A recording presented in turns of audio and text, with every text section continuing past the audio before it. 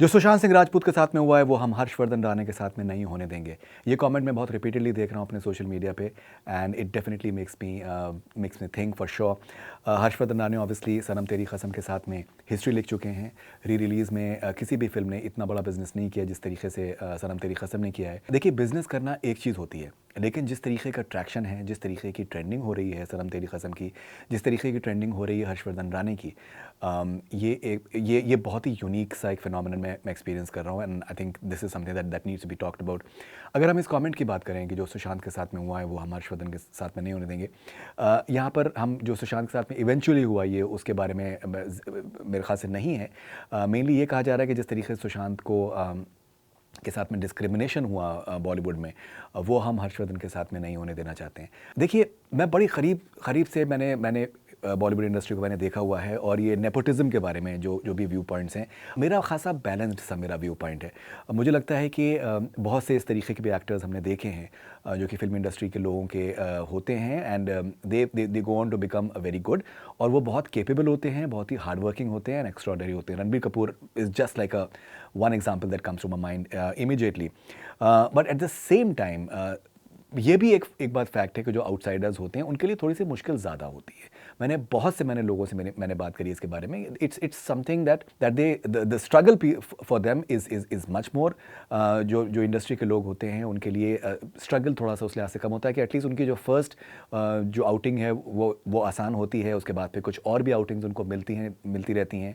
They get more chances, but at the same time there have been examples when after a point of time industry kids they do not get too many chances. Ultimately पैसा लगाना किसी को भी अगर होता है तो वो कोई भी इस तरीके से नहीं लगाएगा, लेकिन आउटसाइडर्स के लिए मुश्किल है। इसमें कोई भी किसी तरीके से डाउट नहीं है।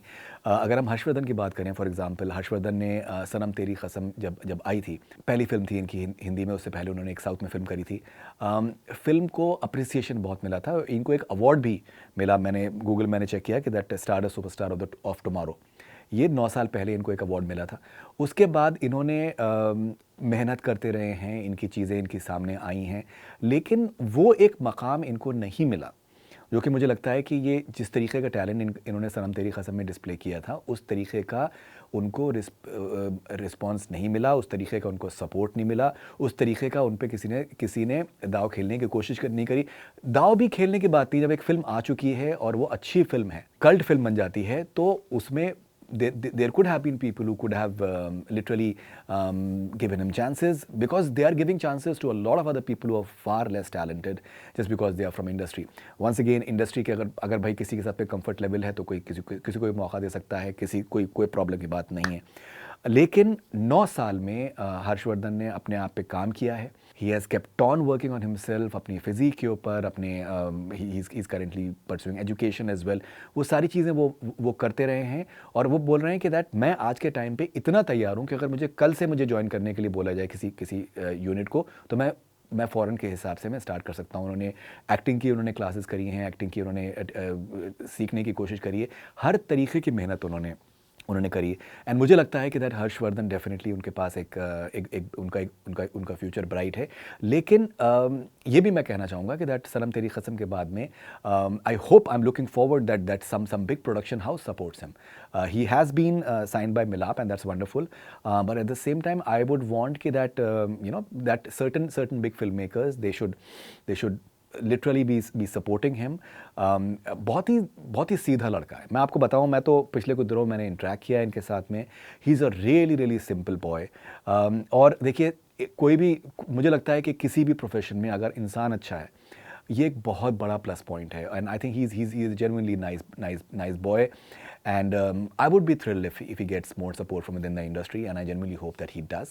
He has a lot of potential, चाहे looks की बात है, एक्शन की बात है, हर तरीके से, और इवन ग्रेविटास की बात है। सनम तेरी कसम में हमने देखा, he told me that I need to have a good director. He literally needs to push me. Like सनम तेरी कसम में भी he said कि 20 25 रीटेक्स डायरेक्टर्स ने लिए, and ultimately उनका काम जो सामने आता है वो he credits the director for that. That's wonderful. वो मेहनत करने को तैयार है बंदा, and if someone can get something out of him, he's absolutely clued in and passionate. आपका क्या मानना है? What are your views on this? And I genuinely hope कि that Harshvardhan Rane gets as many opportunities as possible. मुझे लगता है कि बंदा पूरी तरीके से तैयार है। आपका क्या मानना है? दिस फरीदुन शहरियार फॉर कनेक्शन है। Stay connected.